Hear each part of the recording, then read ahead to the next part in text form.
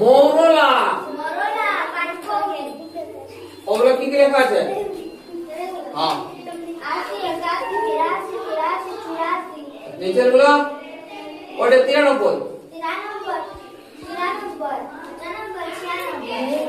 এই তিনটে কি লেখা আছে? মানডে, টুইসডে, ওয়েডনেসডে, থার্সডে নাই, তিনটাই আছে। Monday, Tuesday, Wednesday.